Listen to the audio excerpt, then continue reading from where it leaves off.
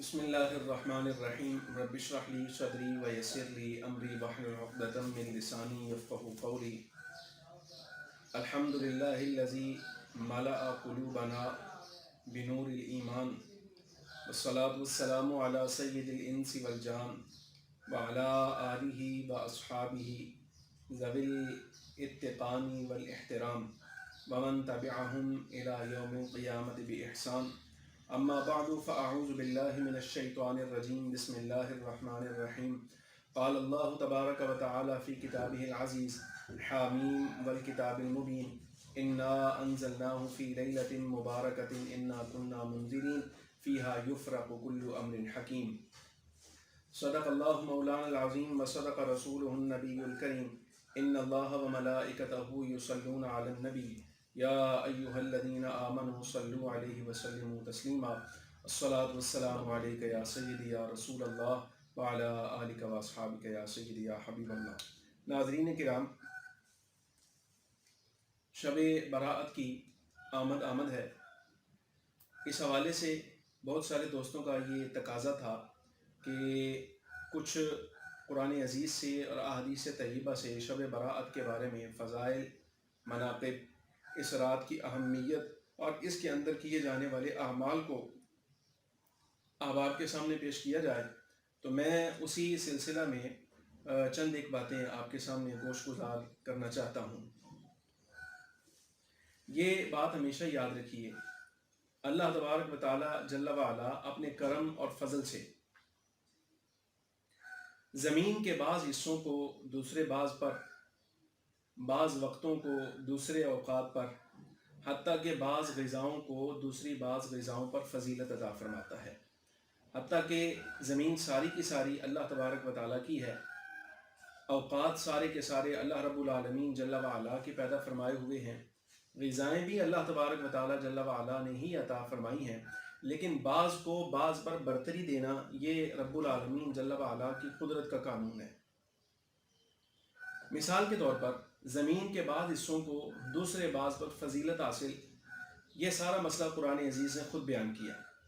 دیکھیے، قرآن عزیز کہتا ہے سبحان الذی اسریٰ بعبدہ لیلا من المسجد الحرام الی المسجد الاقصی الذی بارکنا حولہ، پاک ہے وہ ذات جو رات کے تھوڑے سے حصے میں اپنے بندہ خاص کو لے گئی، من المسجد الحرام الی المسجد الاقصی، مسجد حرام سے مسجد اقصی تک۔ اب مسجد اقصی کا تعارف اللہ تبارک و تعالیٰ نے پیش فرمایا، الذی بارکنا حولہ، وہ مسجد اقصی جس کے ارد گرد ہم نے برکت رکھی ہے۔ زمین ساری اللہ کی ہے، لیکن رب العالمین جل وعلا برکت کے لیے جس زمین کے حصے کی اہمیت بیان فرما رہا ہے وہ ہے مسجد اقصی شریف۔ اب یہ دیکھیے، رب العالمین جل وعلا نے زمین کے بعض حصے کو دوسرے بار پر فضیلت بخشی۔ اسی طرح قرآن عزیز کہتا ہے لا اقسم بہذا البلد وانت حل بہذا البلد، مجھے قسم ہے اس شہر کی، محبوب کریم صلی اللہ علیہ وسلم آپ اس میں موجود ہیں، اس لیے یہ شہر لائق قسم ہے۔ اسی طرح قرآن عزیز پورے حرم شریف کی، مکہ مکرمہ کی فضیلت بیان کرتے ہوئے فرماتا ہے بہذا البلد الامین، اور قسم ہے اس امن والے شہر کی۔ ناظرین کرام، آپ دیکھیں کہ اللہ تبارک و تعالی جل وعلا زمین ساری کی ساری اگرچہ اس کی تخلیق ہے، لیکن اس کے باوجود چند مقامات کو فضیلت اور برتری عطا فرما رہا ہے، اور اس کا بیان بھی قرآن عزیز کر رہا ہے۔ اسی طرح آپ اوقات کو دیکھیں، وقت بھی اللہ تبارک و تعالیٰ کی نعمت ہے، لیکن رب العالمین جل وعلا نے اوقات میں سے بھی بعض وقتوں کو دوسرے بعض پر فضیلت بخشی۔ اس کی مثال بھی قرآن عزیز میں موجود ہے۔ مثال کے طور پہ قرآن شریف کہتا ہے وَمِنَ اللَّيْلِ فَتَهَجَّدْ بِهِ نَافِلَةً لَكَ، اے محبوب کریم صلی اللہ علیہ وسلم رات کے کچھ حصہ میں آپ تہجد کی نماز عطا فرمائیے، یہ اضافی طور پر آپ کے لیے ہے۔ یہ زمان کی مثال ہے، یعنی رب العالمین جل وعلا نے اس میں فضیلت بخشی ہے زمانے کو۔ اسی طرح جمعۃ المبارک، باقی سارا ہفتہ بھی اللہ تبارک و تعالی، ہفتہ اتوار، پیر، منگل، بدھ، جمعرات، جمعہ، سب ایام اللہ رب العالمین کے ہیں، لیکن ایام میں رب العالمین نے سب سے زیادہ جس کو فضیلت بخشی ہے جس دن کو، وہ جمعۃ المبارک ہے۔ اب یہ وقت کی فضیلت ہے۔ اسی طرح آپ دیکھیے آقا دو عالم علیہ السلام جس طرح باقی ایام کو خاص طور پہ، یعنی رمضان شریف کے علاوہ آپ روزوں کا اہتمام کرتے تھے، بعض ہفتے کے ایام ایسے تھے جس میں حضور اکرم صلی اللہ علیہ وسلم روزہ رکھا کرتے تھے. مثال کے طور پہ پیر کے دن کا روزہ بھی ثابت ہے, جمعرات کے دن کا روزہ بھی ثابت ہے. تو پورے ہفتے کے اندر آپ صلی اللہ علیہ وسلم کا پیر کے روزے کو دیکھنا اور اسی طرح پھر جمعرات کے روزے کو رکھنا, یہ وقت کی فضیلت ہے. پھر غذاؤں میں سے بھی اللہ تبارک و تعالیٰ جل وعلا نے بعضوں کو بعضوں پر فضیلت بخشی ہے. یعنی ویسے تو قرآن عزیز کہتا ہے یا ایھا الذین آمنوا کلوا من طیبات ما رزقناکم, اے ایمان والو جو پاکیزہ رزق ہم نے تمہیں عطا فرمایا ہے تو مجھ سے کھاؤ. اب ساری غذائیں حلال پاکیزہ جتنی بھی ہیں وہ اللہ تبارک و تعالیٰ جل وعلا کی عطا کی ہوئی ہیں. لیکن آپ دیکھیے قرآن عزیز میں اللہ رب العالمین فرماتا ہے والتین والزیتون, قسم ہے انجیر کی اور زیتون کی. اب دیکھ لیجئے غذاؤں میں سے انجیر اور زیتون کو اللہ تبارک و تعالیٰ جل وعلا نے لائق قسم بنایا ہے, یعنی خود رب العالمین ان کی قسم لے رہا ہے. اسی طرح بیان فرمایا وَشَجَرَةً تَخْرُجُ مِن طُورِ سِيْنَاءَ تَنبُتُ بِالدُّهْنِ وَصِبْغٍ لِلْآكِلِينَ, یہ کھانے والوں کے لیے سالن کے طور پر بھی استعمال ہوتا ہے. یہ سورۃ المؤمنون میں اللہ رب العالمین نے ارشاد فرمایا. یہ تین مثالیں میں نے صرف آپ کو دی ہیں, جگہ کی اہمیت, وقت کی اہمیت اور پھر اس کے بعد غذاؤں کی اہمیت. اس سے یہ ثابت ہوتا ہے کہ رب العالمین جل وعلا بعض جگہوں کو دوسری بعض جگہوں پر, بعض اوقات کو دوسرے بعض وقتوں پر اور بعض غذاؤں کو بعض غذاؤں پر فضیلت عطا فرماتا ہے. اس مختصر تمہید سے اتنی بات تو ظاہر ہو گئی, یہ سمجھ آ جانی چاہیے کہ رب العالمین جل وعلا کی یہ نظام ہے کہ وہ فضیلت اور برتری میں اس کی منشا ہے وہ جیسے چاہے عطا فرمائے. اسی طرح یہ جو وقت کی فضیلت کی مثال ہے, جن اوقات کو اللہ تبارک و تعالیٰ جل وعلا نے فضیلت بخشی ہے ان اوقات میں سے ایک وقت ہے 15ویں شعبان المعظم, جس کو ہمارے عرف میں شب برات کہا جاتا ہے. اس رات کو بھی اللہ تبارک و تعالیٰ جل وعلا نے خاص اہمیت عطا فرمائی ہے اور رب تعالیٰ جل وعلا نے اس کی فضیلت بیان فرمائی. حضور اکرم صلی اللہ علیہ وسلم نے احادیث طیبہ میں اس کی فضیلت بیان فرمائی ہے. لیکن ہمارے ہاں یہ کچھ ایسے لوگ بھی موجود ہیں جو اس فضیلت کا انکار کرتے ہیں اور کہتے ہیں کہ 15 شعبان المعظم کی رات کو عبادت کرنا اور اس کے دن کو روزہ رکھنا اور یہ جتنی باتیں بیان کی جاتی ہیں یہ ساری کی ساری یہ بدعات ہیں, خرافات ہیں, خلاف اسلام ہیں, خلاف سنت ہیں, ان کی حقیقت کوئی نہیں, یہ لوگوں نے اپنی طرف سے گھڑ لی ہیں. حالانکہ ایسا نہیں ہے, یہ قلت مطالعہ کی دلیل ہے. قرآن عزیز اگر پڑھیں اور تفاسیر کا ملاحظہ کریں اور اسی طرح احادیث طیبہ کی کتابوں پر اگر کسی کو عبور حاصل ہو تو یہ بات معلوم ہو جائے گی سب کو کہ 15 شعبان المعظم کی شب کو رب العالمین جل وعلا نے فضیلت عطا فرمائی ہے. اور یہ عادت کے خلاف نہیں, میں پیش کر آیا, میں آپ کو عرض کر آیا, بتا آیا کہ دیکھیے مسجد حرام کو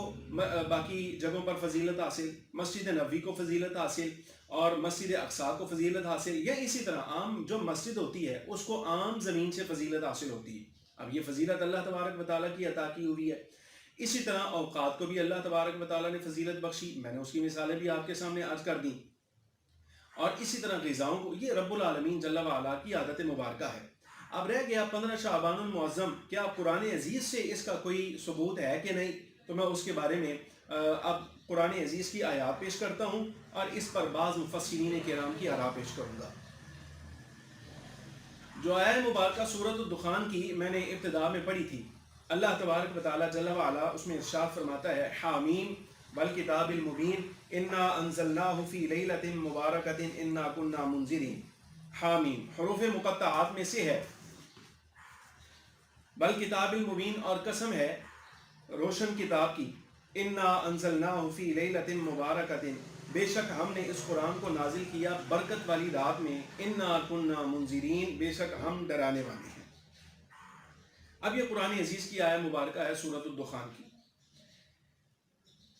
قرآن عزیز کا برکت والی رات میں نازل ہونا یہ ایک مسئلہ ہے جس کی مراد کی وضاحت ضروری ہے کہ لیلہ مبارکہ برکت والی رات سے مراد کون سی رات ہے یہاں پہ. اب اس پر میں چند مفسرین کی جو تفسیری اقوال ہیں وہ آپ کے سامنے پیش کرتا ہوں تاکہ ہمیں مسئلہ حل کرنے میں ذرا معاونت ہو جائے. خلاصہ کلام کے طور پہ آپ یہ پہلے بات یاد کر لیں, قرآن عزیز کا نزول جس برکت والی رات میں ہوا, اس برکت والی رات کے بارے میں دو قول ہیں مفسرین کی. پہلا قول اس بارے میں یہ ہے کہ اس سے مراد شب قدر ہے، یعنی جو رمضان المبارک کی شب طاق راتوں کے اندر جو شب قدر جس کو تلاش کیا جاتا ہے، اس سے مراد وہ رات ہے کہ اس رات قرآن عزیز نازل ہوا۔ اور اسی طرح دوسرا قول یہ ہے کہ اس سے مراد شب براءت ہے، برکت والی رات سے مراد شب براءت ہے۔ مفسرین کرام کی آراء اس پر موجود ہے۔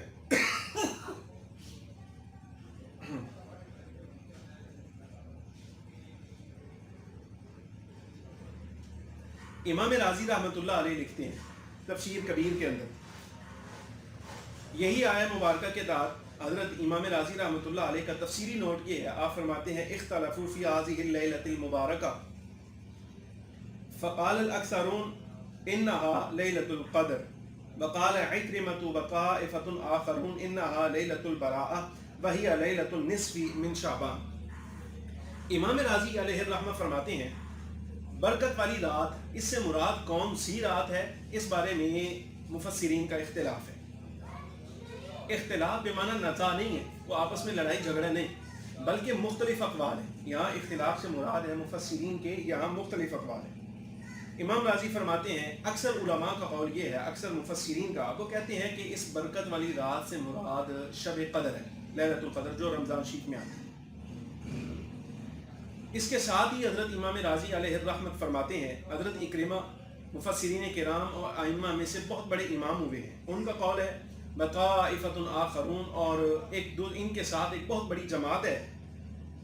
ان کا قول یہ ہے انہا لیلۃ البراءۃ، اس برکت والی رات سے مراد جس میں قرآن شریف نازل ہوا شب براءت ہے۔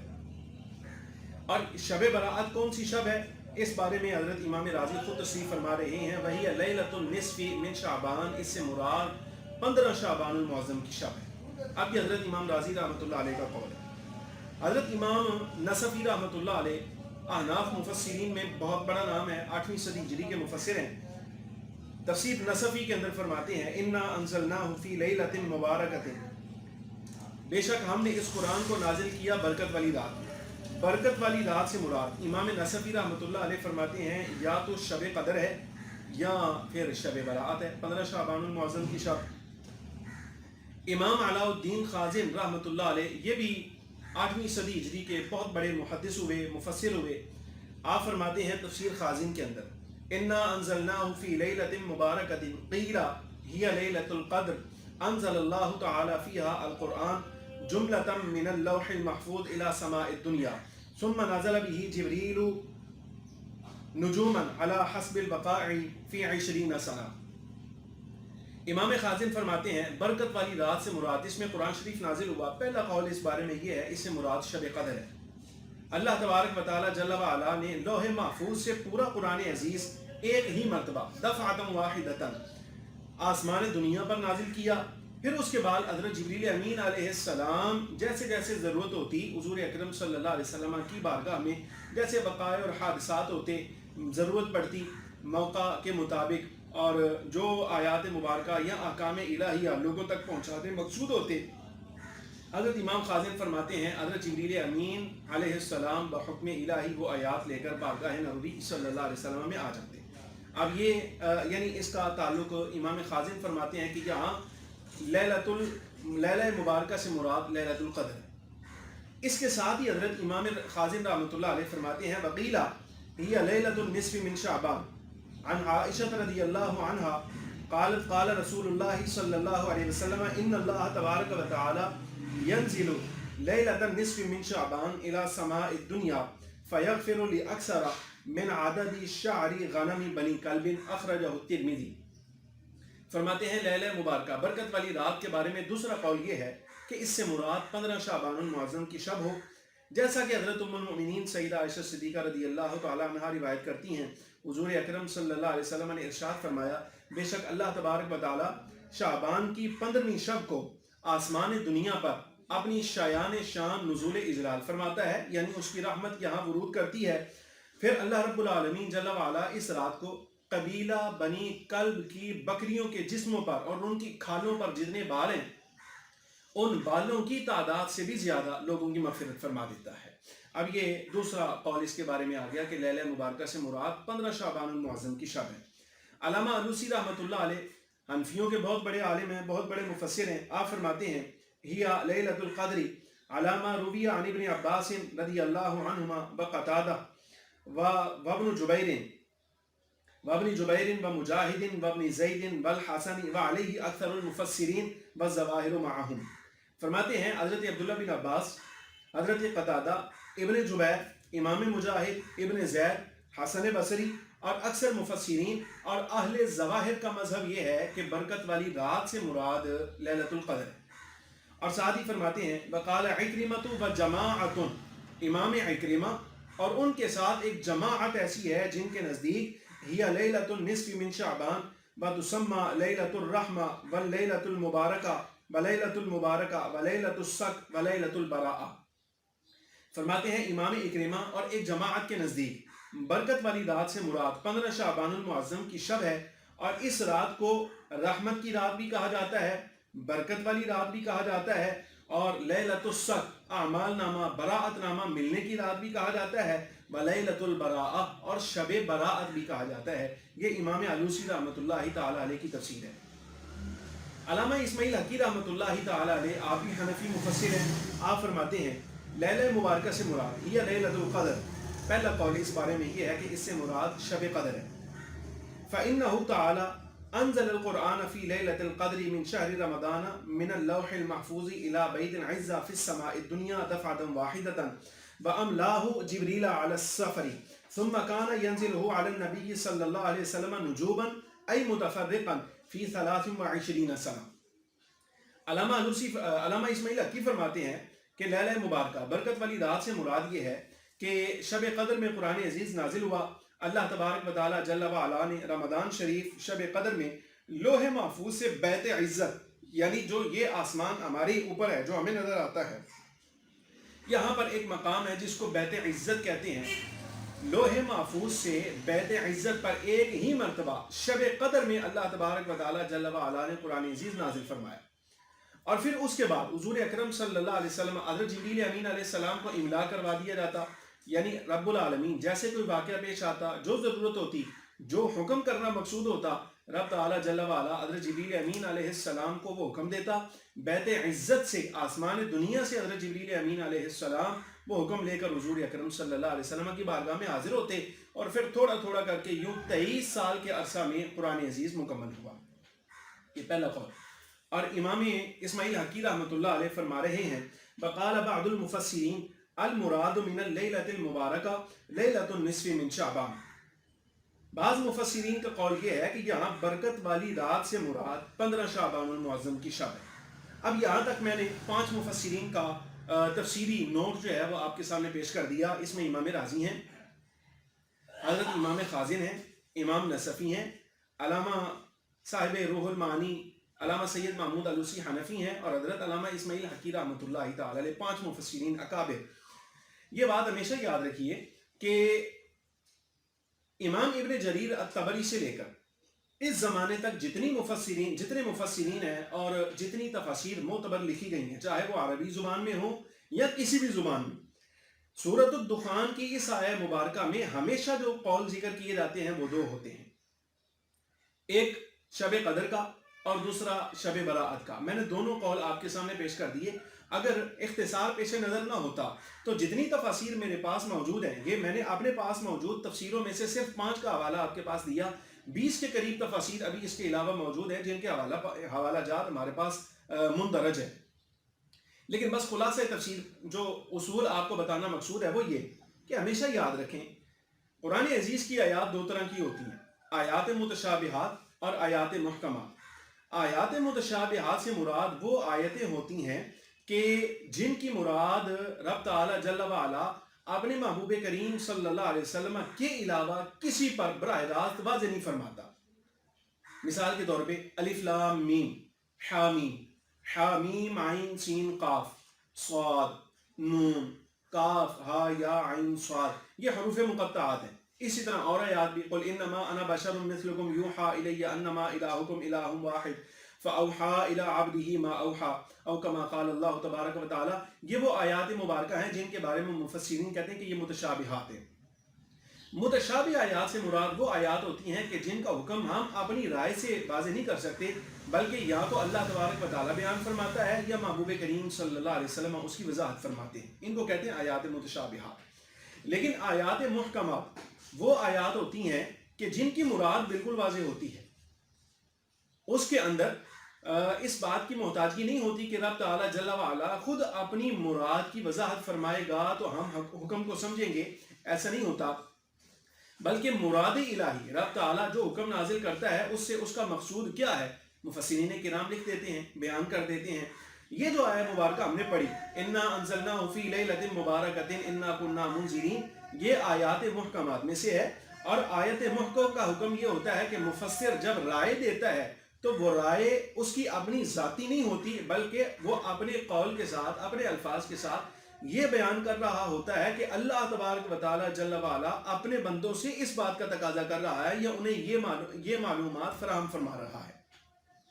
اب اس میں جس وقت ہمارے مفسرین کا اتفاق ٹھہرا اور اجماع ہوا اس بات پر کہ یہاں لیلہ مبارکہ برکت والی رات سے مراد 2 راتیں ہو سکتی ہیں. میں نے یہاں 5 اقوال پیش کر دیے، 5 مفسرین کی آراء دے دی آپ کو. ایک شب قدر بھی ہو سکتی ہے اور دوسرا 15ویں شعبان المعظم کی یعنی شب برات بھی ہو سکتی ہے. جب مفسرین کرام کا اس بات پر اتفاق ٹھہرا تو ہمیں یہ بات سمجھ لینی چاہیے کہ ہمیشہ یاد رکھیں کہ جب مفسر اپنی رائے پیش کر دیتا ہے تو مراد الہی محکم آیات کی وضاحت کر دیتا ہے.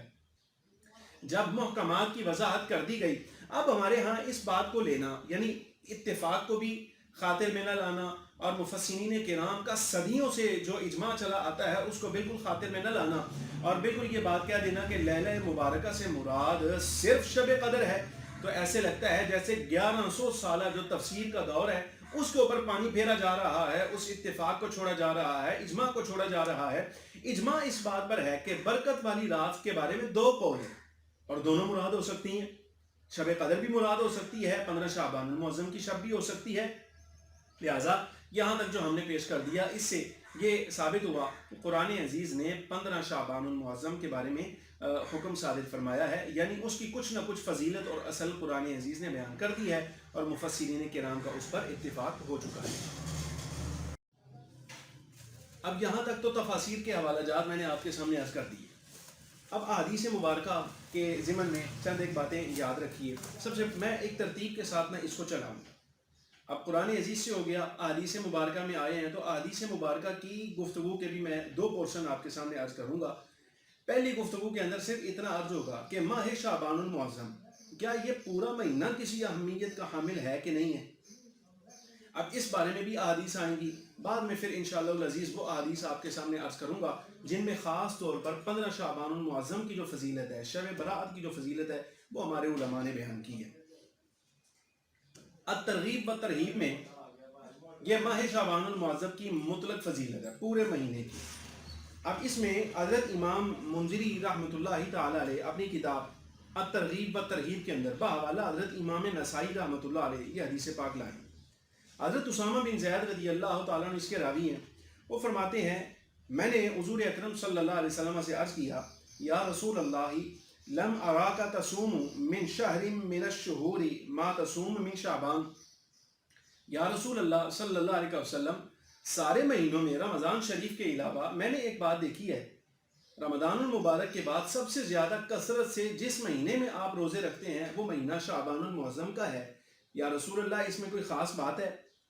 تو فخر عالم صلی اللہ علیہ وسلم نے ارشاد فرمایا، اب الفاظ پہ ذرا غور کیجیے گا. سرکار نے ارشاد فرمایا ذاک شہر یغفل الناس عنہ بین رجب و رمضان. فرمایا ہاں خاص بات یہ ہے کہ یہ مہینہ یعنی شعبان المعظم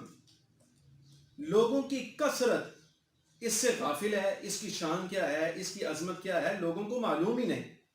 حالانکہ یہ مہینہ رجب اور رمضان کے درمیان آ رہا ہے. اس جملے کا مطلب یہ ہوا کہ چونکہ رجب کا مہینہ بھی عزت والا، شان والا، عظمت والا مہینہ ہے، رمضان کا مہینہ بھی عزت اور شان والا مہینہ ہے، ان دونوں کے درمیان یہ جو مہینہ شعبان کا آ رہا ہے یہ کیسے ہو سکتا ہے کہ عظمت اور عزت سے خالی ہو؟ لیکن لوگوں کی اکثریت ایسی ہے کہ جو اس کی عزت اور عظمت سے غافل ہے۔ فرمایا فخر عالم نور مجسم صلی اللہ علیہ وسلم ارشاد فرماتے ہیں وَهُوَ شَهْرٌ تُرْفَعُ فِيهِ الْأَعْمَالُ إِلَى رَبِّ الْعَالَمِينَ وَأُحِبُّ أَن يُرْفَعَ عَمَلِي وَأَنَا صَائِمٌ۔ حضرت اسامہ بن زید کو حضور نے ارشاد فرمایا کہ یہ وہ مہینہ ہے اسامہ کہ بندوں کے اعمال اس مہینے میں رب العالمین جل وعلا کی بارگاہ میں بلند کیے جاتے ہیں، پیش کیے جاتے ہیں، اور مجھے پسند ہے کہ میرا اعمال نامہ بارگاہ الہی میں اس حال میں پیش ہو کہ میں روزے کی حالت سے ہوں۔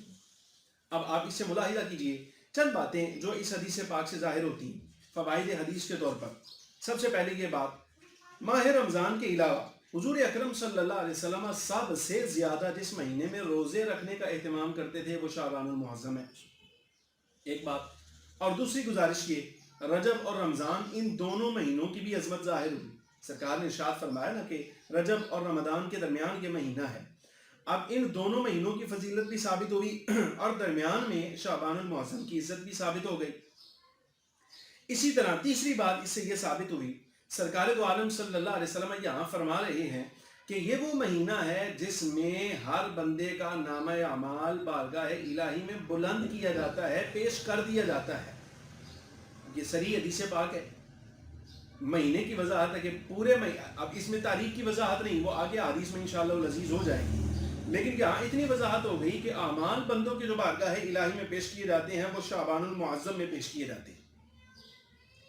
اور چوتھی بات یہاں سے یہ ثابت ہوئی، فخر عالم صلی اللہ علیہ وسلم نے ارشاد فرمایا میرا نامہ اعمال بارگاہ الہی میں پیش ہو تو میں چاہتا ہوں، مجھے اچھا لگے گا کہ میں بحالت روزہ ہوں اور اس وقت میرا اعمال نامہ بارگاہ الہی میں پیش کر دیا جائے۔ اب آپ اندازہ کیجئے، امام نسائی رحمۃ اللہ علیہ جو صحاح ستہ کی ایک معتبر کتاب کے مؤلف ہیں، 6 کتابیں جو ہمارے ہاں معتبر ہیں اور سب سے زیادہ پڑھائی جاتی ہیں، متداول ہیں، ہر مدرسے کے اندر وہ کتابیں، بخاری شریف، صحیح مسلم، جامع ترمذی، سنن ابی داؤد، سنن نسائی اور ابن ماجہ۔ سنن نسائی کے یہ مؤلف ہیں جنہوں نے اس حدیث پاک کو نقل کیا، اور ان سے آگے ایک ثقہ امام حضرت امام منذری رحمۃ اللہ علیہ نے اپنی کتاب الترغیب و ترہیب میں نقل کیا۔ اب مجموعی اعتبار سے حدیث تو ایک ہے، لیکن اس کے 2 حوالے میں نے آپ کے سامنے پیش کر دیے، ایک امام منذری کا اور دوسرا حضرت امام نسائی رحمۃ اللہ علیہ کا۔ اب دیکھیے یہ ہمارے ہاں متداول کتاب ہے، اور متداول کتاب کے اندر اس حدیث پاک سے لوگوں کی غفلت کا عالم یہ ہے کہ اس حدیث پاک کو چھوڑ کر یہ باتیں کر رہے ہیں کہ اس رات کی کیا فضیلت ہے اور اس میں کیا عظمت رکھی ہے، یہ لوگوں نے گھڑ لی ہے، یہ خلاف اسلام ہے، یہ بدعت ہے، فلاں فلاں فلاں فلاں، یہ جہالت کی دلیل ہے۔ اسی طرح دوسری حدیث پاک جسے امام منذری رحمۃ اللہ علیہ نے ہی نقل کیا بحوالہ حضرت امام ابو یعلا موصلی رحمۃ اللہ علیہ، اس حدیث پاک کی راویہ حضرت ام المؤمنین سیدہ عائشہ صدیقہ رضی اللہ تعالی عنہا ہیں۔ آپ فرماتی ہیں ان النبی صلی اللہ علیہ وسلم کان یصوم شعبان کلہ، قالت قلت یا رسول اللہ احب الشہور الیک ان تصومہ شعبان، قال ان اللہ یکتب فیہ علی کل نفس میتۃ تلک السنہ فاحب ان یأتینی اجلی وانا صائم، او کما قال صلی اللہ علیہ وسلم۔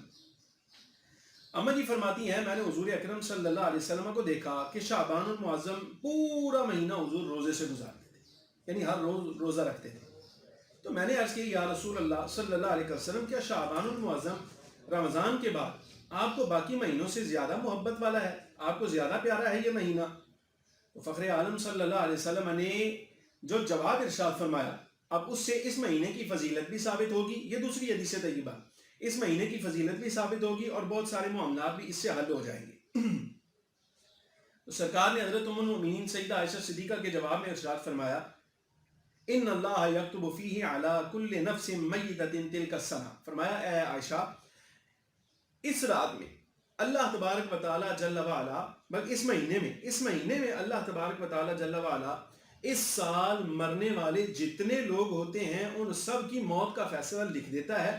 فَأُحِبُّ أَن يَأْتِيَنِي أَجَلِي وَأَنَا صَائِمٌ، سرکار نے ارشاد فرمایا مجھے یہ بات اچھی لگتی ہے کہ مجھے وصال اس حال میں آئے کہ میں روزے سے ہوں۔ اب دیکھیے یہ امام منذری رحمۃ اللہ تعالی علیہ بحوالہ امام ابو یعلا موصلی رضی اللہ تعالیٰ عنہ اس حدیث پاک کو لائے ہیں، اور لفظ کہیں آپ نے فرمایا رواہ ابو یعلا वहुव गरीबुन व इस्नादुहु हसन। इमाम अबू याला ने इस हदीस को रिवायत किया। ये रिवायत सनद के एतबार से गरीब है लेकिन साथ हसन भी है। हसन दर्जा की रिवायत इमाम मुंज़िरी रहमतुल्लाह अलैह लाए हैं, और सही हदीस के बाद जो दूसरा दर्जा हदीस का आता है वो हसन हदीस का होता है। अब आप देखिए कि हसन दर्जा की हदीस पाक है। अब इससे क्या साबित हुआ? नंबर 1 बात कि ये वो माह मुबारक है जिसमें हुजूर अकरम सल्लल्लाहु अलैहि वसल्लम पूरा महीना रोजा रखा करते थे। और दूसरा, इससे ये बात भी साबित हो गई कि इस साल मरने वालों की तफसील अल्लाह तबारक व तआला अपनी तरफ से लिख कर फरिश्तों के हवाले फरमा देता है। ये लिखना इसलिए नहीं होता माअज़ल्लाह को बंदा एतराज़ करे क्या रब्बुल आलमीन जल्ल व अला उसको निस्यान लाहिक हो जाता है, वो भूल जाता है ना। रब्बुल आलमीन निस्यान से पाक है। हाँ, फरिश्तों में से जो फरिश्ते ड्यूटियों पर मामूर हैं और जो मुदब्बिरात अमर हैं, जिनके बारिश बरसाने की ड्यूटी है, रिस्क पहुंचाने की ड्यूटी है या मौत देने की ड्यूटी है, उन सब में से हर एक को इस साल की ड्यूटियां जो हैं वो तफवीर कर दी जाती हैं। इसलिए रब्बुल आलमीन जल्ल व अला वो तारीफ फरमा देता है, इनके लिए लिख देता है। और तीसरी बात ये साबित हुई कि हुजूर अकरम सल्लल्लाहु अलैहि वसल्लम पसंद फरमाते थे कि आपको बहालत रोज़ा विसाल है। खुलासा कलाम ये है, इन दो हदीस से साबित हुआ कि अल्लाह तबारक व तआला जल्ल व अला ने माह रमज़ान के बाद माह रजब की तरह और दीगर महीनों की तरह माह शाबानुल मुअज़्ज़म को भी फजीलत बख्शी है, और उसका बयान जो कुछ था वो फजीलत सारी इस हदीस में बयान, इन हदीस में बयान हो गई है। मुफस्सिरीन किराम की मोतबर तफासीर से और बाज़ कुतुब अहदीस से अभी तक मैं आपको इस बात का सबूत फराहम कर आया कि माह शाबानुल मुअज़्ज़म को अल्लाह तबारक व तआला ने फजीलत बख्शी है। और इसके अलावा मुफस्सिरीन किराम ने भी बरकत वाली रात से मुराद जहाँ शब कदर ली है वहाँ शब बरात भी ली है। अब ख़ास तौर पे अहदीस की कुतुब के अंदर जो मोतबर किताबें हैं, हमारे यहाँ जो सबसे ज़्यादा मुतदाविल हैं, मुरवज हैं, पढ़ाई जाती हैं, जिनका हवाला तस्लीम किया जाता है, जिनके हवाले को तरजीह होती है, अब उनमें से ख़ास तौर पर 15 शाबानुल मुअज़्ज़म की शब बरात की जो फजीलत बयान हुई है, मैं चंद हदीस आपके सामने पढ़ता हूँ ताकि मसला आश्कार हो जाए और ये बात समझ में आ जाए कि ये कोई हमारा तैयार किया हुआ नहीं है, बल्कि हुजूर अकरम सल्लल्लाहु अलैहि वसल्लम से इसकी असल साबित है। इमाम तिरमिज़ी रहमतुल्लाहि तआला अलैह सिहाह सित्ता के मोतबर मुअल्लिफीन में से हैं। जामे तिरमिज़ी आपकी किताब है, मुतदाविल है, मुरवज है, पढ़ाई जाती है और इसका हवाला तस्लीम शुदा है। इमाम तिरमिज़ी रहमतुल्लाह अलैह अपनी जामे में रिवायत करते हैं, हज़रत उम्मुल मोमिनीन सैयदा आयशा सिद्दीक़ा इसकी राविया हैं, फरमाती हैं एक रात हुजूर अकरम सल्लल्लाहु अलैहि वसल्लम का जब क़याम मेरे यहाँ था तो रात का कुछ पहर गुजरा तो मैंने आप सल्लल्लाहु अलैहि वसल्लम को अपने हुजरा में मौजूद न पाया। मैं हुजूर को तलाश करने के लिए निकली।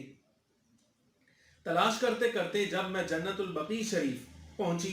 तो वहाँ मैंने आप सल्लल्लाहु अलैहि वसल्लम को मौजूद पाया। यहाँ गुजारिश है, एक बात समझ लें, जन्नतुल बकी शरीफ वो कब्रिस्तान है जहाँ दौरे नबवी सल्लल्लाहु अलैहि वसल्लम से लेकर आज तक वफात पाने वालों, विसाल करने वालों और शहीद होने वालों को तदफीन वहाँ मुयसर आती, जो मदीने मुनव्वरा, बल्कि आजकल तो मदीने के बाहर से भी लोग एजाज़ हासिल करने के लिए, शरफ पाने के लिए अपने आइज़ा अक़रबा को मदीने मुनव्वरा जन्नतुल बकी शरीफ में तदफीन करते हैं उनकी। तो हुजूर अकरम सल्लल्लाहु अलैहि वसल्लम वहाँ मौजूद थे। अमरी फरमाती है मैं हाजिर हुई तो आप सल्लल्लाहु अलैहि वसल्लम ने फरमाया, ए आयशा, क्या आपको गुमान हुआ, क्या आपको खौफ हुआ कि अल्लाह तबारक व तआला और उसका रसूल आपके हक में कमी करेंगे, आपका हक अदा नहीं करेंगे? तो आप फरमाती हैं मैंने अर्ज़ की या रसूल अल्लाह ज़ननतु अन्नका अतैता बअद निसाए, मैंने अर्ज़ की या रसूल अल्लाह मुझे ऐसा ख्याल गुजरा जैसे क़याम की बारी तो मेरे यहाँ है, आज आपने शरफ़ बारियाबी तो मुझे बख्शना है, मेरे यहाँ ठहरना है, लेकिन शायद हो सकता है मुझे छोड़ के आप अपनी अज़वाज में से किसी और के पास चले गए हैं, तो मैं आपको तलाश करने के लिए हाजिर हुई। फ़ख्र आलम सल्लल्लाहु अलैहि वसल्लम ने जवाब में इरशाद फरमाया, इन्नल्लाह तबारक व तआला यंज़िलु लैलतन निस्फ़ि मिन शाबान इला समाइ दुनिया फ़यग़फ़िरु लिअक्सरा मिन अददी शाअरी गनमी कल्बिन। फरमाया 15 शाबानुल मुअज़्ज़म की शब अल्लाह तबारक व तआला कमा यलीक़ु लिशानिही व यंबग़ी लिअज़मती, जैसे अल्लाह तबारक व तआला की शान है और उसकी अज़मत के लायक है, रब ताला जल्ल व अला आसमान दुनिया पर नुज़ूल इजलाल फरमाता है, यानी उसकी रहमत आती है। और रब ताला जल्ल व अला इस रात को कबीला बनी कल्ब की बकरियों के चमड़ों पर जितने बाल हैं, उनकी जिस्मों पर, उनकी खालों पर जितने बाल हैं, हुज़ूर फरमाते हैं उन बालों की तादाद से भी ज्यादा اللہ تبارک و تعالیٰ لوگوں کی بخشش فرماتا ہے۔ اب یہ جامع ترمذی کی روایت ہے، جلد 1 ہے، صفحہ 275، رقم الحدیث 706، ابواب الصوم، باب ما جاء فی لیلۃ النصف من شعبان۔ امام ترمذی اس حدیث پاک کو بیان کرنے کے لیے عنوان قائم کرتے ہیں، یہ باب ہے شعبان کی 15ویں شب کی فضیلت کے بیان میں جو کچھ بیان ہوا۔ اب یہ دیکھیے، آپ امام ترمذی رحمۃ اللہ علیہ کا عنوان بھی دیکھ لیجئے، اور حضور اکرم صلی اللہ علیہ وسلم نے اس رات کا نام لے کر جو کچھ ارشاد فرمایا مغفرت کے حوالے سے، اس کا مضمون میں نے آپ کے سامنے عرض کر دیا۔ اب اس حدیث پاک سے جو چیزیں ثابت ہوتی ہیں، مستنبط ہوتی ہیں، میں وہ 1 2 3 کے طور پر نمبرنگ کے ساتھ آپ کے سامنے عرض کرتا ہوں۔ سب سے پہلے تو یہ مسئلہ حل ہو گیا کہ شب براءت میں یہ جو ہمارے ہاں معمول ہے کہ خاص طور پر، ویسے عام روٹین میں بھی لوگ جاتے ہیں، جمعہ کو چلے جاتے ہیں، جمعرات کو چلے جاتے ہیں، یا جب لوگوں کو ٹائم میسر ہوتا ہے تب جاتے ہیں، لیکن خاص طور پہ 15 شعبان المعظم کو جو لوگ جاتے ہیں اپنے اعزاء اقربا کی قبروں کی زیارت کے لیے، اس حدیث پاک سے اس کی اصل ثابت ہو گئی۔ اس لیے کہ حضرت ام المؤمنین سیدہ عائشہ صدیقہ فرماتی ہیں، جب میں نے حضور کو تلاش کیا تو حضور مجھے مدینہ منورہ کے قبرستان جنت البقیع میں ملے۔ اچھا، اس سے ایک بات اور ثابت ہوئی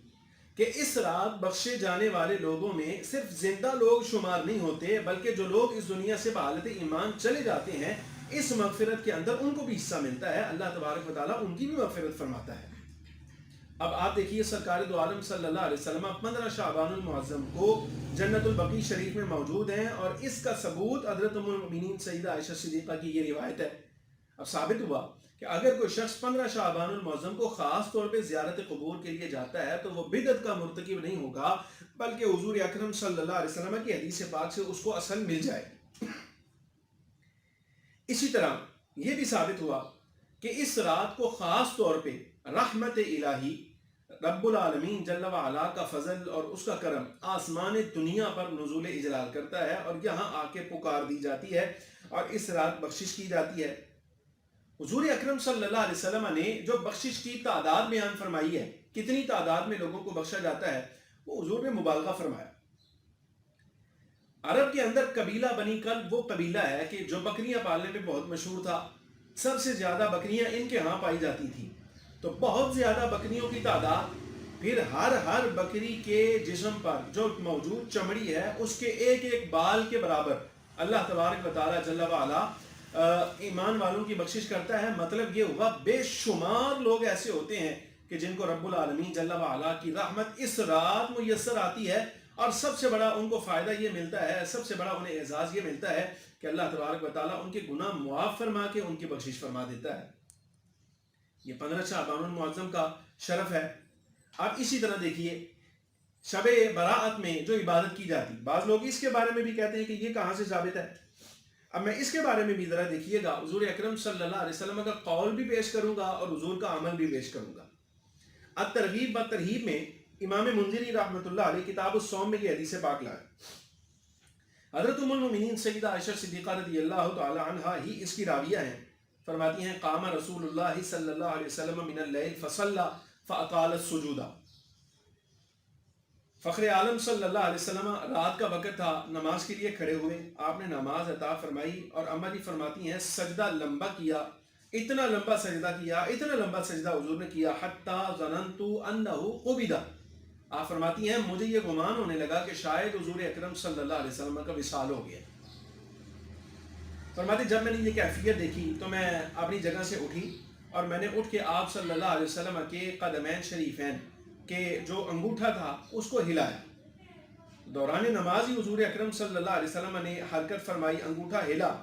تو آپ فرماتی ہیں میں لوٹ آئی اور یہ سمجھا کہ آقا دو عالم علیہ السلام سجدہ کی کیفیت میں ہیں اور حضور دعا فرماتے ہیں۔ اب یہ دعا بھی یہاں مذکور ہے، لیکن جب نماز مکمل ہوئی، اماں جی فرماتی ہیں فلما رفع رأسہ من السجود وفرغ من صلاتہ، جب سرور عالم صلی اللہ علیہ وسلم نے سجدہ سے سر اٹھا لیا اور نماز مکمل کر لی، تو فرمایا یا عائشہ او یا حمیرہ۔ حضور اکرم صلی اللہ علیہ وسلم کی عادت مبارکہ تھی کہ آپ حضرت ام المؤمنین سیدہ عائشہ صدیقہ کو یا عائشہ کہا کرتے تھے یا پیار سے حمیرہ فرمایا کرتے تھے۔ اب دونوں میں سے کوئی ایک کو نیت لی، اور اس کے بعد فرمایا اظننتی ان النبی صلی اللہ علیہ وسلم قد خاص بکی، اے عائشہ کیا آپ نے گمان کیا کہ حضور اکرم صلی اللہ علیہ وسلم یعنی اللہ کے نبی آپ کے حق میں کمی کریں گے؟ قلت لا، اما جی فرماتی ہیں میں نے عرض کی یا رسول اللہ صلی اللہ علیہ وسلم نہیں، بات ایسی نہیں، بلکہ مجھے ایسے لگا آپ کے سجدہ کے لمبا ہونے کی وجہ سے کہ شاید آپ وصال فرما گئے۔ اس کے بعد حضور اکرم نور مجسم صلی اللہ علیہ وسلم نے حضرت ام المؤمنین کو ارشاد فرمایا اتدری ای لیلۃ ھذہ، فرمایا اے عائشہ کیا آپ کو معلوم ہے کہ آج کون سی رات ہے؟ تو عرض کی یا رسول اللہ اللہ و رسولہ اعلم، اللہ جانتا ہے اور اس کے رسول جانتے ہیں۔ قالا، تو آپ صلی اللہ علیہ وسلم نے فرمایا ھذہ لیلۃ النصف من شعبان، فرمایا عائشہ آج 15 شعبان المعظم کی شب ہے، یعنی شب براءت ہے۔ ان اللہ عز وجل یطلع علی عبادہ فی لیلۃ النصف من شعبان فیغفر للمستغفرین، سرکار نے ارشاد فرمایا بے شک اللہ تبارک و تعالی خاص طور پر اپنے بندوں کی طرف آسمان دنیا پر اپنی شایان شان اپنی عظمت کے مطابق نزول اجلال فرماتا ہے، یعنی اللہ تبارک و تعالیٰ کی رحمت آسمان دنیا پر آ جاتی ہے 15 شعبان المعظم کی شب براءت کو۔ فیغفر للمستغفرین، تو جو لوگ بخشش مانگنے والے ہوتے ہیں اللہ تبارک و تعالیٰ ان کو بخش دیتا ہے، جو اللہ تبارک و تعالیٰ سے رحم مانگنے والے ہوتے ہیں اس کی رحمت کے سوالی ہوتے ہیں، رب تعالیٰ ان پر رحم فرماتا ہے۔ ہاں، جو لوگ آپس میں ایک دوسرے سے ناراض ہوں یا حسد کی وجہ سے ایک دوسرے کے ساتھ کلام نہ کر رہے ہوں، تو حضور اکرم صلی اللہ علیہ وسلم نے فرمایا ان کی بخشش کو یا ان پر رحم کرنے کو مؤخر کر دیا جاتا ہے۔ اب یہ دیکھیے ذرا الترغیب و ترہیب اور امام منذری رحمۃ اللہ تعالیٰ علیہ کی اس حدیث پاک کی روایت حضرت ام المؤمنین سیدہ عائشہ صدیقہ رضی اللہ تعالیٰ عنہا سے۔ اس حدیث پاک سے جو امور ثابت ہوئے ان میں سب سے پہلے یہ کہ دیکھیے اماں جی فرماتی ہیں حضور اکرم صلی اللہ علیہ وسلم کو جب رات میرے پاس قیام حضور نے فرمایا تو میں نے سرکار کو نماز پڑھتے ہوئے اور لمبے لمبے سجدے کرتے ہوئے دیکھا، میں نے سرکار کو اس رات لمبے لمبے سجدے کرتے ہوئے پایا۔ اب بتائیے کہ آقا دو عالم نبی مکرم علیہ السلام تو اس رات کو لمبے سجدے کریں، لیکن ہمارے ہاں اپنے آپ کو مسلمان کہلانے والے اور مذہبی کہلانے والے، اسلام کے فرزند کہلانے والے اور اسلامی شعائر کی پابندی اور پیروی کرنے کا کہنے والے، وہ اگر کہیں کہ اس رات کی عبادت بدعت ہے تو حضور اکرم یعنی مطلب یہ ہوا یہ عام لوگوں کے کاموں کو بدعت نہیں کہہ رہے بلکہ حضور اکرم نور مجسم صلی اللہ علیہ وسلم کے عمل کو معاذ اللہ بدعت قرار دے رہے ہیں۔ اسی طرح دوسری بات یہ ہوئی کہ نوافل کی نماز کے اندر سجدے میں دعا کرنا حضور اکرم صلی اللہ علیہ وسلم کی سنت ہے، جیسے سرکار نے دعا فرمائی یہاں۔ اسی طرح یہ بھی ثابت ہوا اس شب براءت میں اللہ تبارک و تعالی جل وعلا خاص طور پہ اپنے بندوں پر رحم فرماتا ہے اور اس کی رحمت میں بخشش بھی ہوتی ہے اور اس کا کرم بھی شامل حال ہوتا ہے۔ ہاں، ایک بات اور ہے، کچھ لوگ ایسے ہیں جن کے معاملے کو مؤخر کر دیا جاتا ہے اور ان کے بارے میں فرمایا یہ حاسدین ہیں، بغض رکھنے والے ہیں، ایک دوسرے کے ساتھ قطع تعلقی کرنے والے ہیں، رشتہ داری کا لحاظ نہ کرنے والے۔ یہ حضور اکرم صلی اللہ علیہ وسلم کی حدیث پاک کا مفہوم ہے،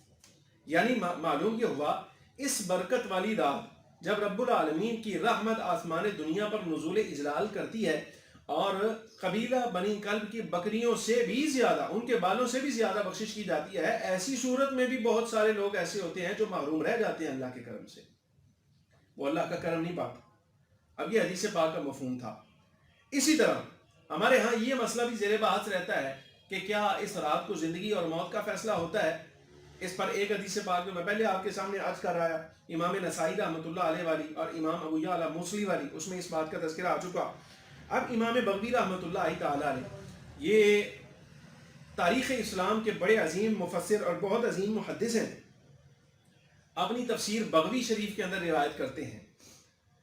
حضرت عثمان بن محمد بن مغیرہ بن خنیس کہتے ہیں آقا دو عالم نبی مکرم علیہ السلام نے ارشاد فرمایا ایک شعبان سے دوسرے شعبان تک بہت سے لوگ ایسے ہوتے ہیں جن کی زندگیاں منقطع کر دی جاتی ہیں۔ یہ مرفوعاً روایت کر رہے ہیں، فرماتے ہیں حضور نے ارشاد فرمایا کہ یہاں تک کہ ہوتا یہ ہے ایک بندہ نکاح کرتا ہے، اس کے ہاں اولاد ہوتی ہے، لیکن کیفیت یہ ہے کہ اس سال مرنے والوں میں اس کا نام نکل چکا ہوتا ہے۔ حضور اکرم صلی اللہ علیہ وسلم کی روایت ہے، آپ سے لی گئی ہے۔ اسی طرح حضرت عبداللہ بن عباس رضی اللہ تعالی عنہما کا ارشاد بھی امام بغوی رحمۃ اللہ علیہ نے ہی نقل کیا۔ ان اللہ تعالی یقضی الاقضیۃ فی لیلۃ النصف من شعبان ویسلمها الی اربابها فی لیلۃ القدر. آپ فرماتے ہیں حضرت ابن عباس کا ارشاد ہے بے شک اللہ تبارک و تعالی جل وعلا سال میں ہونے والے جتنے فیصلے ہیں وہ سارے کے سارے شب قدر شب براءت میں مقدر فرماتا ہے، وہ اس دن مندرج کر دیے جاتے ہیں. اور پھر ساتھ ارشاد فرمایا وَيُسَلِّمُهَا إِلَىٰ أَرْبَابِهَا فِي لَيْلَةِ الْقَدْرِ. ہاں ان کی جو سپردگی ہے وہ شب قدر میں کی جاتی ہے. یعنی شب قدر جس فرشتے کی جو ڈیوٹی ہے، جو مدبرات امر میں شمار ہوتی ہیں، جن کی ڈیوٹیاں ہوتی ہیں، ان کو دی کب جاتی ہیں؟ وہ شب قدر میں دی جاتی ہیں. یہ مسئلہ بھی حل ہوا کہ یہاں ثابت ہوا کہ حضور اکرم صلی اللہ علیہ وسلم سے اس رات میں یہ بات بھی منقول ہے کہ فیصلے کر دیے جاتے ہیں. اب یہ بڑی ایک معنی خیز روایت ہے، اختصار کے ساتھ میں آپ کے سامنے عرض کر رہا ہوں. سنن ابن ماجہ یہ بھی صحاح ستہ کے مؤلفین میں سے ہیں. ابن ماجہ ان کی کتاب کا نام ہے، ہمارے ہاں متداول ہے، پڑھائی جاتی ہے. مولا علی رضی اللہ تعالی عنہ اس حدیث پاک کے راوی. یہ روایت ہماری پوری گفتگو کی جان ہے اور خلاصہ ہے. اس میں آپ دیکھیے گا آقا دو عالم علیہ السلام سے الفاظ کیسے آئیں گے. اس میں مولا علی رضی اللہ عنہ فرماتے ہیں فخر عالم صلی اللہ علیہ وسلم نے ارشاد فرمایا اذا كانت لیلۃ النصف من شعبان فقوموا لیلها وصوموا نہارها. سرکار نے ارشاد فرمایا جب 15 شعبان المعظم کی شب آئے یعنی شب براءت آئے، فقوموا لیلها تو تم اس کی رات کو قیام کیا کرو، وصوموا نہارها اور اس کے اگلے دن کو روزہ رکھا کرو. یعنی رات کا قیام کرو اور دن کا روزہ رکھو. فَإِنَّ اللَّهَ يَنزِلُ فِيهَا لِغُرُوبِ الشَّمْسِ إِلَى سَمَاءِ الدُّنْيَا. بے شک اللہ تبارک و تعالیٰ کی رحمت غروب شمس کے ساتھ ہی، جیسے ہی 14 تاریخ ختم ہوتی ہے اور 15ویں شب شروع ہوتی ہے مغرب کے بعد، تو رب العالمین کی رحمت آسمان دنیا پر آ جاتی ہے اور رحمت الہی پکار پکار کے کہتی ہے. اس حدیث پاک میں یہ دیکھیے یہ لفظ موجود ہے کہ رحمت الہی پکار پکار کے یہ کہہ رہی ہے کوئی مجھ سے بخشش مانگنے والا کہ آج میں اس کی بخشش کر دوں، ہے کوئی مجھ سے رزق مانگنے والا میں اس کو رزق عطا کر دوں،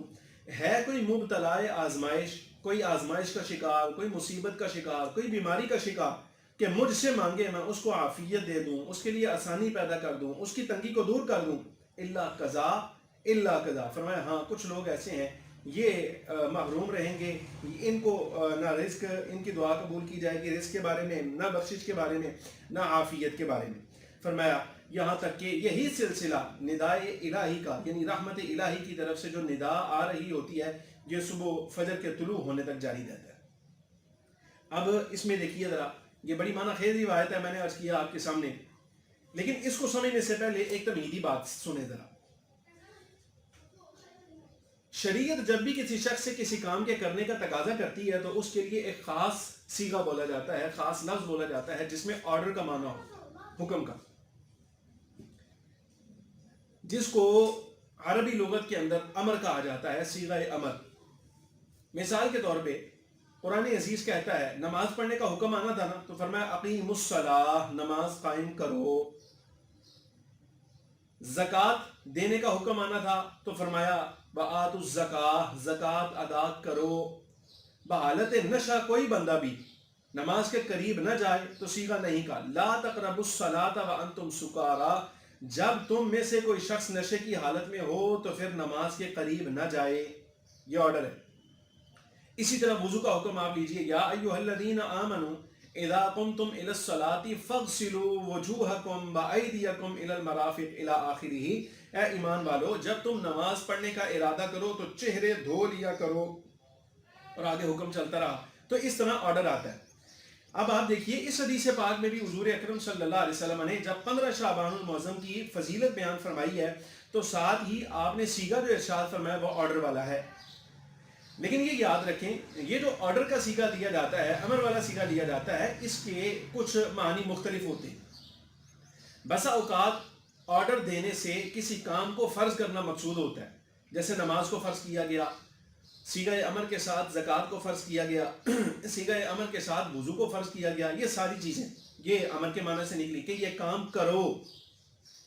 لیکن بعض مرتبہ ایسا ہوتا ہے صیغہ امر جو ہے وہ اپنی اصل حیثیت سے کچھ نیچے آ جاتا ہے اور حکم میں تخفیف ہو جاتی ہے. مثال کے طور پہ یہی حدیث پاک اب ہونا تو یہ چاہیے اصول کے مطابق، اصول فقہ کے مطابق تو دیکھا جائے تو پھر فقوموا لیلھا وصوموا نہارھا، کہ اس کی رات کو قیام کرو، دن کو روزہ رکھو۔ اب حق تو یہ بنتا تھا کہ یہ قیام فرض ہوتا اور اگلے دن کا روزہ فرض ہوتا، لیکن یہ نہ قیام فرض ہے رات کا، نہ روزہ فرض ہے اگلے دن کا۔ ہاں کم از کم اس آرڈر کی اتنی حیثیت تو ہونی چاہیے کہ اس کو استحباب کے درجہ میں رکھا جائے۔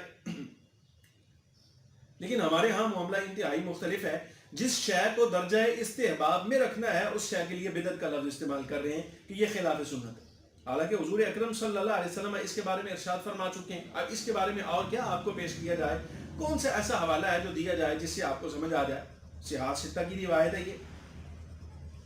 اسی طرح یہ بھی ثابت ہوا اس حدیث پاک سے کہ اس رات بخشش مانگنے والوں کو بخشش عطا کر دی جاتی ہے، رزق مانگنے والوں کو رزق دے دیا جاتا ہے، اور جو صحت کا سوال کرنے والے ہوتے ہیں، صحت کے سوالی ہوتے ہیں، رب تعالیٰ جل وعلا ان بیماروں کو شفا عطا فرما دیتا ہے۔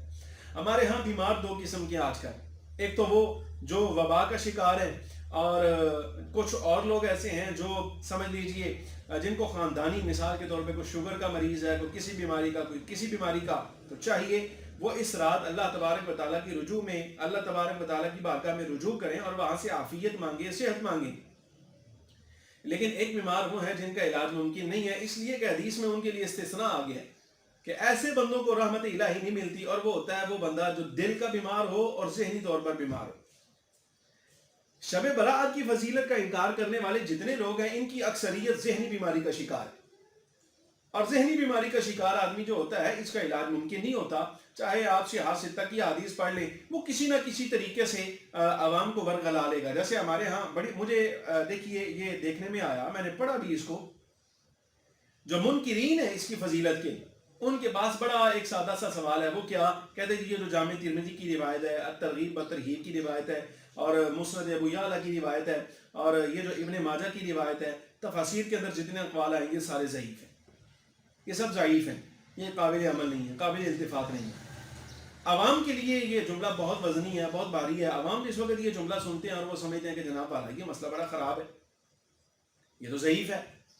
اور ضعیف شاید ہو سکتا ہے، قابل عمل نہیں، لیکن یہ عوام کی خام خیالی ہے۔ اور دوسری طرف یہ جملہ کہنے والے، ان کی اپنی علمی حیثیت کا بھی اندازہ ہو جاتا ہے کہ ان کا اپنا علمی درجہ کیا ہے۔ حیثیت ان کی یہ ہے، آپ اندازہ کیجیے کہ حدیث ضعیف کی تعریف بھی ان کو نہیں آتی، اور اس کے بارے میں حکم بھی ان کو معلوم نہیں ہے کہ حدیث ضعیف کا حکم کیا ہے۔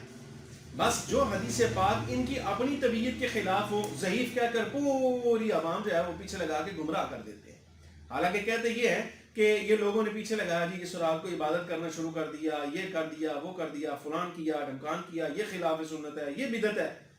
لیکن بات یہ ہے ہم تو اس بارے میں حدیث پڑھ رہے ہیں، لیکن آپ یقین جانیے حرام ہے اس پوری منکرین کی قوم پر کہ آج تک انہوں نے کسی ایک ضعیف حدیث سے بھی یہ بات ثابت کی ہو کہ 15 شعبان کو عبادت کرنے والا بدعتی قرار پائے گا۔ آج تک کوئی حدیث پاک، چلو ضعیف ہی صحیح، وہ پڑھو تو صحیح، لیکن کوئی ایک روایت بھی نہ پڑھ سکے۔ بہرحال اگر عوام کو اس بات کا خیال ہو کہ یہ حدیث جو ہیں وہ ضعیف ہیں، جیسے ان کا جانسا ہے، پیچھے ایک آدھ حدیث کے بارے میں اس کی سند کی حیثیت بھی آپ کے سامنے عرض کرایا، لیکن یہاں ایک اصول کی بحث بھی آپ کے سامنے کر دیتا ہوں تاکہ مسئلہ حل ہو جائے۔ حدیث ضعیف کیا ہے اور حدیث ضعیف کے بارے میں حکم کیا ہے؟ عام طور پر ضعیف لغوی معنی کے اعتبار سے دیکھا جائے تو اس کا معنی ہوتا ہے کمزور، اور صحیح کا معنی ہوتا ہے تندرست۔ ہمارے جو عوام ہیں یہ سمجھتے ہیں کہ شاید ہو سکتا ہے حدیث صحیح سے مراد وہ حدیث ہوتی ہے جو موٹی تازی ہو، تندرست ہو، اور حدیث ضعیف سے مراد وہ حدیث ہوتی ہے جو بڑی کمزور سی ہو۔ اور یہ جو ذہنی پستی ہے عوام کی، اس کو کیش کرتے ہیں اور اس کو حجت بناتے ہیں، اپنے لیے فائدہ مند ثابت سمجھتے ہیں وہ لوگ جو منکر ہوتے ہیں، اور وہ کیا کہتے ہیں کہ یہ حدیث ضعیف ہے، یہ حدیث صحیح ہے۔ اور عوام کو بھی جس وقت کسی حدیث پاک کی تصدیق کرنی ہوتی ہے تو وہ پوچھتے یہی ہیں کہ حدیث صحیح ہے۔ اگر کہنے والا عالم اپنے گمان کے مطابق کہہ دے کہ ہاں یہ صحیح ہے، وہ تو اصول کے طور پر کہہ رہا ہے، اصول حدیث کے طور پر کہ یہ حدیث صحیح ہے اصول حدیث کے اعتبار سے، لیکن عوام سمجھتی ہے کہ شاید ہو سکتا ہے یہ تندرست حدیث ہے۔ لیکن سن لیجئے اس کا مسئلہ بھی، میں اختصار کے ساتھ، صرف چونکہ اختصار مقصود ہے، اصل موضوع سے ہٹ جائیں گے۔ حدیث صحیح سے مراد یہ عوامی اصطلاح نہیں ہے بلکہ علماء کی اصطلاح ہے، اور علماء کی اصطلاح میں حدیث صحیح سے مراد وہ حدیث ہوتی ہے جس میں خاص 5 شرائط پائی جائے۔ اس کی تفصیل جو ہے وہ کتب اصول حدیث میں موجود ہے، جنہوں نے دیکھنی ہو اس طرف مراجعات کریں۔ اگر اس کے علاوہ کبھی کوئی درس چلا اصول حدیث کا تو اس میں ہم پھر وضاحت کر دیں گے۔ اگر ان 5 خاص شرائط میں سے خاص قسم کی 2 شرطیں کم ہو جائیں اور 3 باقی رہ جائیں تو اب یہ درجہ صحت سے حدیث پاک آ جاتی ہے درجہ حسن تک۔ حدیث صحیح پھر آگے 2 قسم کی ہے، صحیح لذاتی ہی، صحیح لغیری ہی۔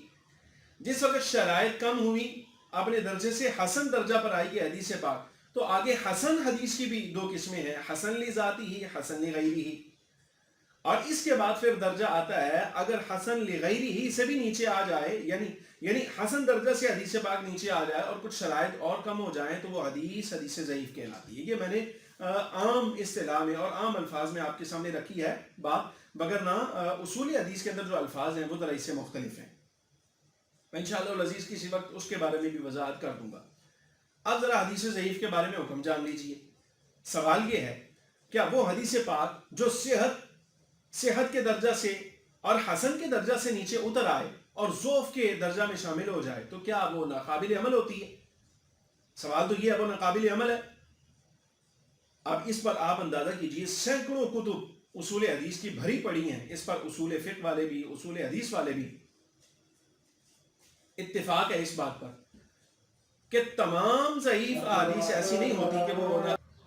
اب سوال یہ پیدا ہوتا ہے کہ کیا تمام احادیث ضعیف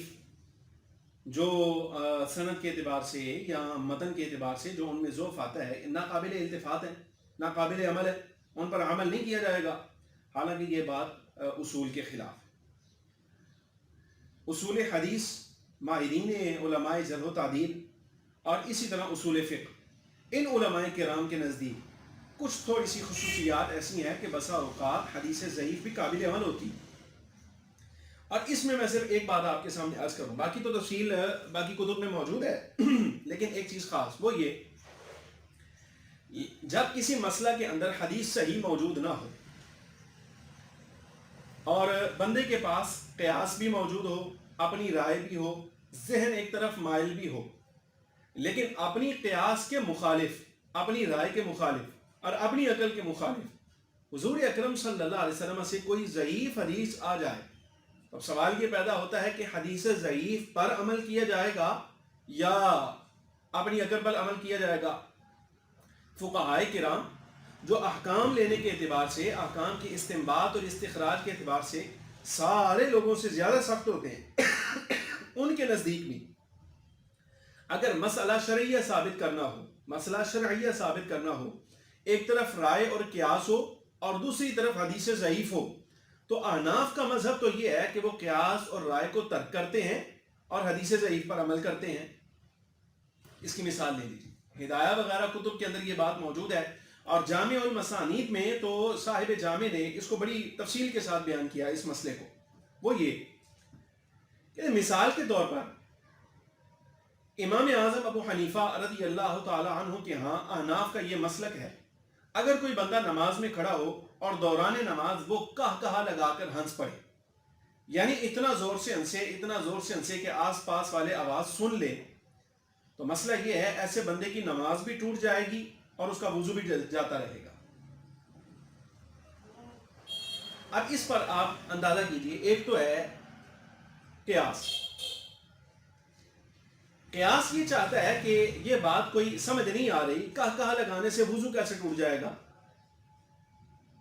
یعنی کہا زور سے ہنسنے کا تعلق وضو ٹوٹنے کے ساتھ ہم کیسے لے سکتے ہیں؟ یہ تو تعلق بنتا ہی نہیں۔ لیکن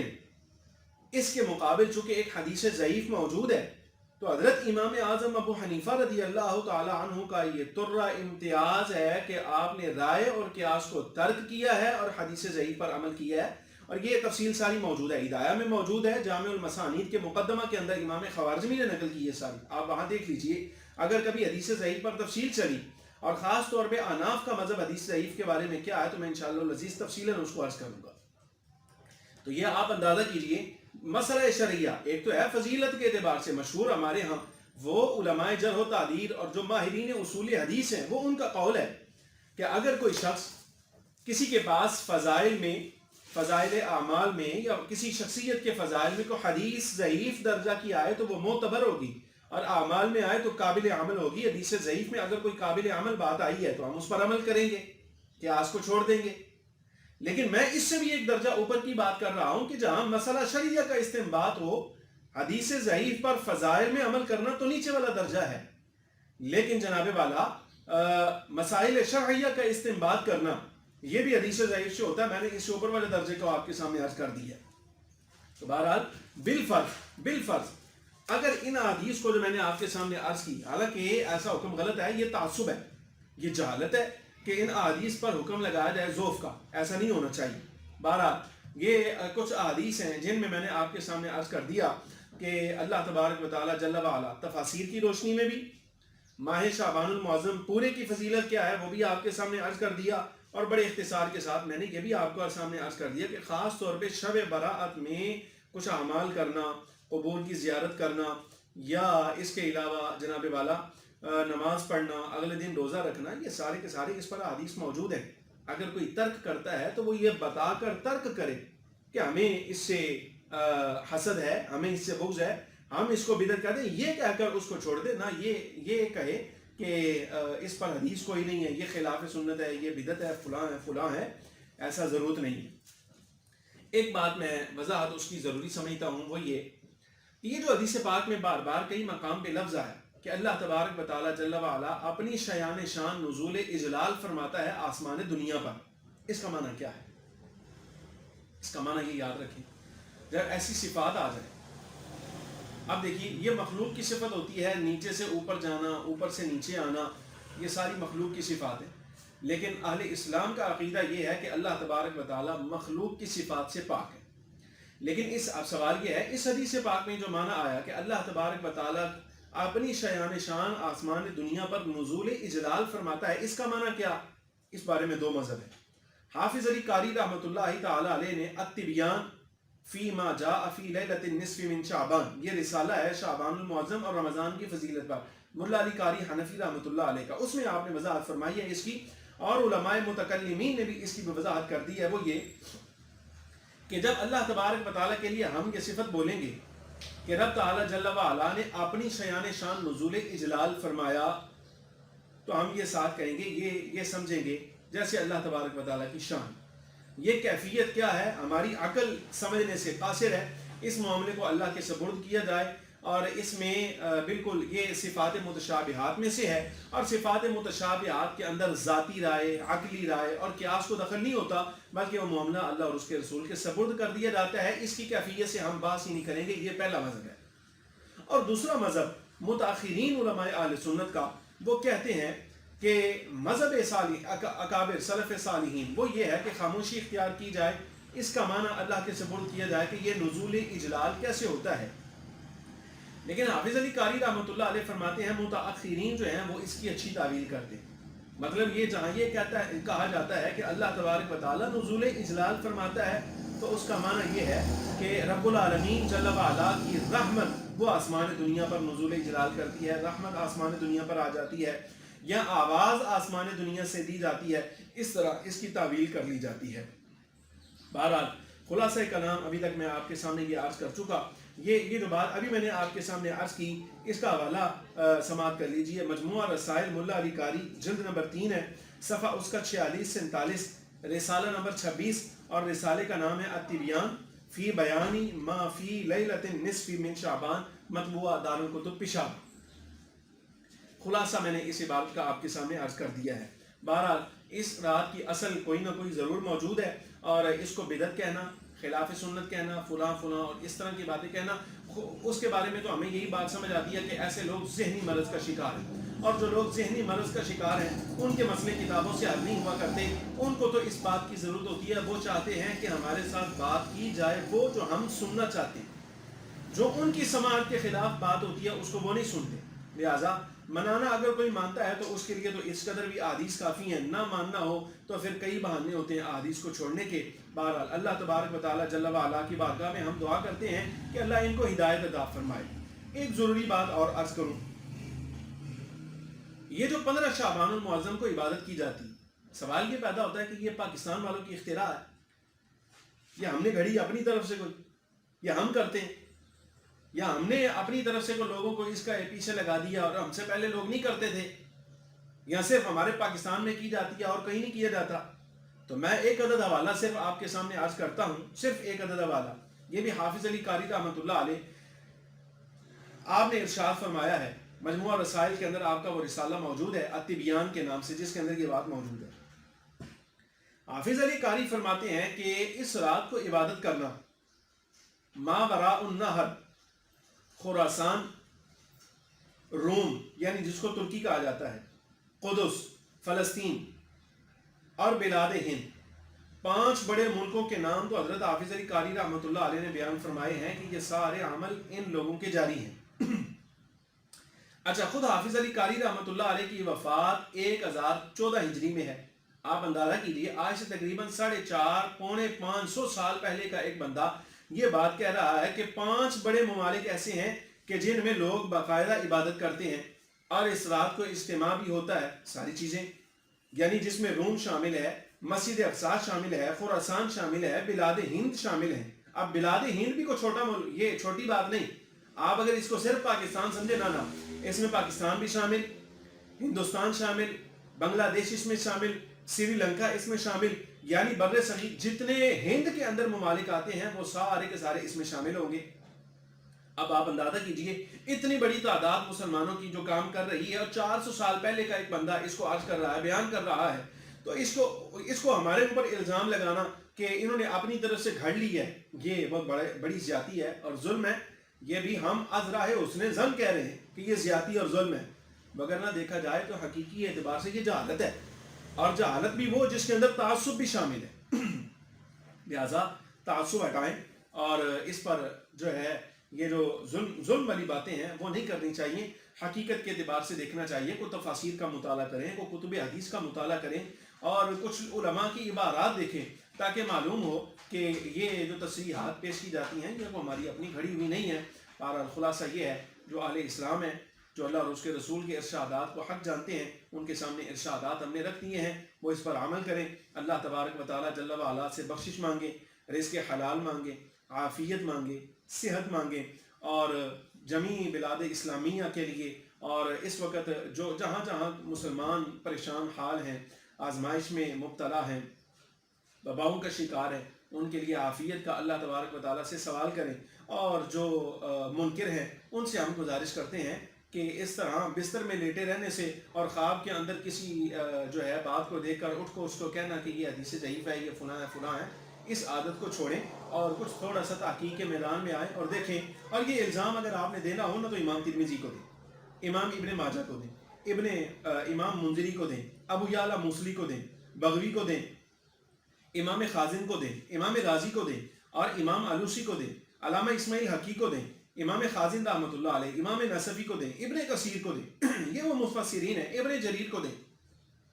مطلب یہ ابن جریر سے شروع کر کے آج کے زمانے تک جتنے علماء ہیں آپ ان کو لپیٹے میں لائیں، اور جو کہنا ہے ان کو کہیں، اور یہ کہنا کہ یہ خلاف اسلام ہے فلاں فلاں فلاں، مطلب یہ ہوا آپ 1150 سالہ تاریخ کے علماء کو لپیٹ کر ان کے اوپر بدعت کا فتویٰ دے رہے ہیں۔ کچھ خدا کا تھوڑا سا خوف کرنا چاہیے اور تھوڑا اللہ سے ڈرنا چاہیے۔ یہ جو اصطلاحات آج آپ کو سمجھ آئی ہیں،